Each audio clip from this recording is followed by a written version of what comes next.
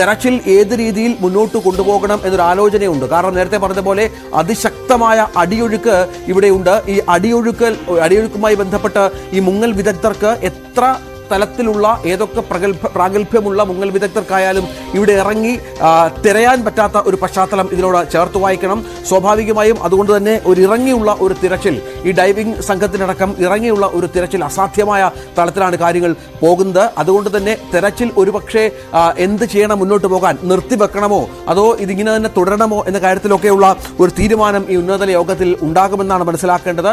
സ്വാഭാവികമായും ആ സമയത്താണ് ഇങ്ങനെയൊരു സിഗ്നലുമായി ബന്ധപ്പെട്ട വിവരങ്ങൾ പുറത്തു വരുന്നത്. അത് ഈ അന്വേഷണത്തിന് സഹായകരമാകും എന്നുള്ള പ്രതീക്ഷ തന്നെയാണ് ഈ തെരച്ചിൽ സംഘാംഗങ്ങൾ, അന്വേഷണ സംഘാംഗങ്ങൾ, ഇതുമായി നേതൃത്വത്തിലുള്ള ആളുകൾ പ്രധാനമായും പ്രതീക്ഷിക്കുന്നത്. കാരണം ഒരു തരത്തിലും നമുക്ക് ഈ ഒഴുക്കൊക്കെ കാരണം ഈ ഏറ്റവും അടിവശത്തുള്ള ഒരു സംഗതിയാണ് എങ്കിൽ, പുഴയുടെ അടിയിലാണ് ഈ ലോറി ഉള്ളത് എങ്കിൽ അത് മുങ്ങിയെടുക്കുക, ഇത് പൊക്കി മുകളിലേക്ക് കൊണ്ടുവരിക എന്ന കാര്യമൊക്കെ തൽക്കാലം കുറച്ച് നാളത്തേക്കെങ്കിലും അസാധ്യമായിരിക്കും. കാരണം അത്രത്തോളം അടിയൊഴുക്കുണ്ട്.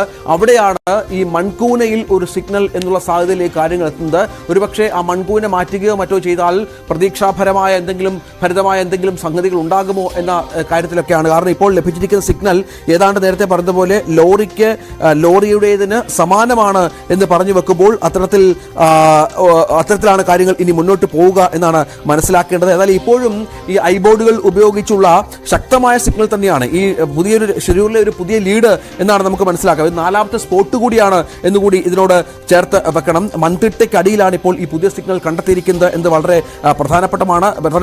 നേരത്തെയൊക്കെ നമുക്കറിയാം ഒരുപാട് ലോഹവസ്തുക്കൾ ഒരുപക്ഷെ ഈ മൺതിട്ടയ്ക്ക് അടിയിൽ കിടക്കാനുള്ള പശ്ചാത്തലമുണ്ട്. അവിടെയാണ് ഈ ലോറിക്ക് സമാനമായത് എന്ന തരത്തിൽ തന്നെ സ്ഥിരീകരിക്കാവുന്ന വിധത്തിൽ തന്നെ ഇത്തരമൊരു സിഗ്നലിലേക്ക് കാര്യങ്ങൾ എത്തുന്നത് എന്നത് പ്രധാനമാണ്.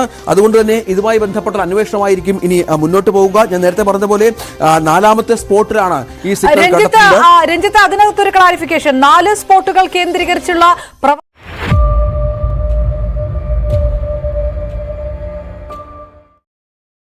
അസ്സലാമു അലൈക്കും, നമസ്കാരം.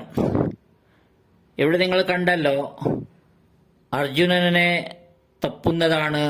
അർജുനൻ ഒരുപാട് ദിവസങ്ങളായി കടുത്ത മഴ കൊണ്ട് അവിടെ സംഭവിച്ച ഒരു ദുർഘടന, വല്ലാത്ത ഒരു അവസ്ഥ, മണ്ണിന്റെ അടിയിൽ കുടുങ്ങിയതാണ്. എവിടെ പോയി എന്നുള്ള ഒരു വിവരവുമില്ല. ഇപ്പോഴും തിരക്കുകയാണ്.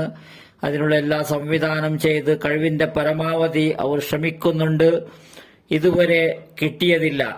അതിന്റെ കാര്യം പറയാൻ തുടങ്ങുന്ന ഒരു ഉസ്താദ് അറിവിൻ പൂനിലാവു എന്നുള്ള ഒരു ഉസ്താദാണ്.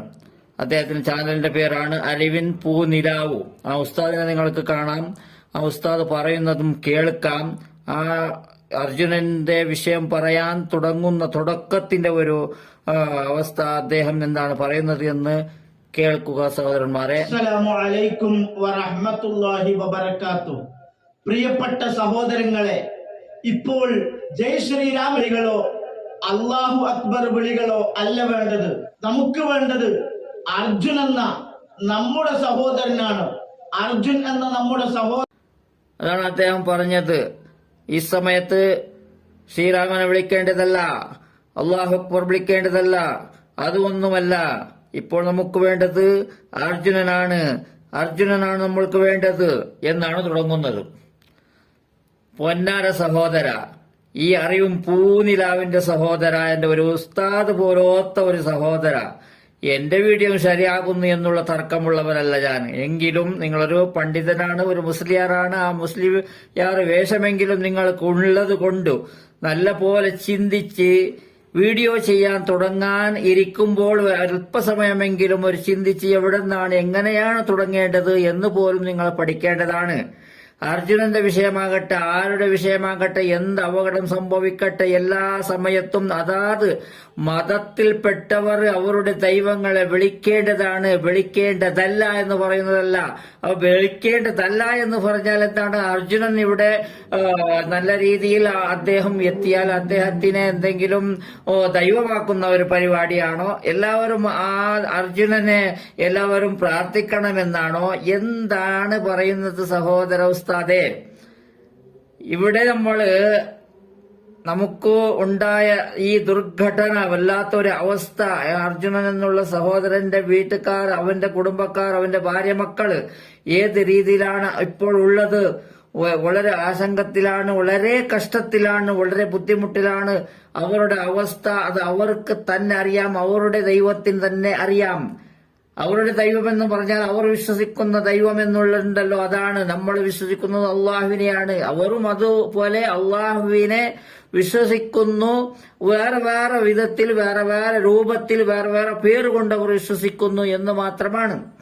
അപ്പോൾ ഇവിടെ അവരുടെ വേദനയിൽ നമ്മളും പങ്കുചേരണം. ഈ അർജുനന്റെ വീട്ടുകാരുടെ വേദനയിൽ നമ്മളും പങ്കുചേരണം. അതിനെ പറയണം. അതിനെ പറയേണ്ട രീതി മാത്രം നിങ്ങൾ ആ രീതിയിൽ പറഞ്ഞാൽ അത് ദൈവനിന്ദനയായിരിക്കും. ഏതാണ് ആ വിശ്വാസികള്, ഹിന്ദു വിശ്വാസികൾ ശ്രീരാമനെയോ ശ്രീകൃഷ്ണനെയോ ആരെ വേണമെങ്കിൽ വിളിച്ചോട്ടെ, നമ്മളും അതുപോലെയാണ്. ബുദ്ധിമുട്ടാകുമ്പോൾ അള്ളാഹു അക്ബറാണ് വിളിക്കേണ്ടത്, അള്ളാഹുവിനെയാണ് വിളിക്കേണ്ടത്. എല്ലാ സമയത്തും വിളിക്കേണ്ടത് അള്ളാഹുവിനെയാണ്. അത് വിളിക്കേണ്ടതല്ല നമുക്കിപ്പോൾ അർജുനൻ മതി എന്ന് പറയേണ്ടതല്ല. അർജുനൻ നല്ല രീതിയിൽ വരട്ടെ, നല്ല രീതിയിൽ തിരിച്ചു വരട്ടെ. നല്ലതായിരിക്കുന്ന ഒരു അത്ഭുതം അള്ളാഹു ദൈവങ്ങൾ സൃഷ്ടിച്ച് ആ അർജുനനെ നല്ല രീതിയിൽ അവൻ നമുക്ക് ലഭിച്ചു എന്ന്, ഇത്ര കഷ്ടപ്പെട്ടതിന് വേണ്ടി അദ്ദേഹത്തിന്റെ ബോഡി നമുക്ക് ജീവനോടെ ലഭിച്ചു എന്നുള്ള വാർത്ത കേൾക്കാൻ എല്ലാവർക്കും അള്ളാഹു തആല നമുക്ക് ഉദവി നൽകട്ടെ. നല്ല രീതിയിൽ അങ്ങനെയുള്ള ഒരു വിളി കേൾക്കാനും അവന്റെ കുടുംബം സന്തോഷിക്കുവാനും അതിൽ പങ്കുചേർന്ന് നമ്മളെല്ലാവരും സന്തോഷിക്കുവാനും അല്ലാഹു തആല തൗഫീഖ് നൽകട്ടെ എന്ന് മാത്രം പറയുകയാണ്. എല്ലാവരും പ്രാർത്ഥിക്കുക. ഒരു ജാതി ഭേദമതവും ഇപ്പോൾ ആരും കാണിക്കുന്നില്ല. ഇത്ര സമയത്ത് ആരും കാണിക്കാറില്ല. കൊറോണ സമയത്ത് ആരെങ്കിലും കാണിച്ചോ? അതുപോലെയുള്ള ഇതൊരു വ്യത്യസ്തമായ ഒരു ആപത്താണ്, വല്ലാത്ത ഒരു ആപത്താണ്. ഈ സമയത്ത് ആർക്കും ദൈവത്തിനെ വിളിക്കാൻ അല്ലാതെ വേറെ വിധിയില്ല. ഒരു ജാതി മതഭേദം ഒന്നും ആരും കാണിക്കുന്നില്ല ഇവിടെ.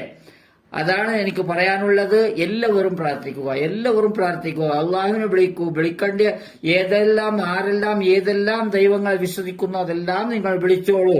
പിന്നെ ഒരു കൂട്ടം CM-നെ വിശ്വസിക്കുന്നവരുണ്ട്, അവർ CM-നെയും വിളിച്ചോളൂ. എല്ലാവരും വിളിച്ച് അർജുനൻ എത്തട്ടെ എന്നാണ് എനിക്ക് പ്രാർത്ഥിക്കാനുള്ളത്. ഇൻഷാ അല്ലാഹ്. അസ്സലാമു അലൈക്കും.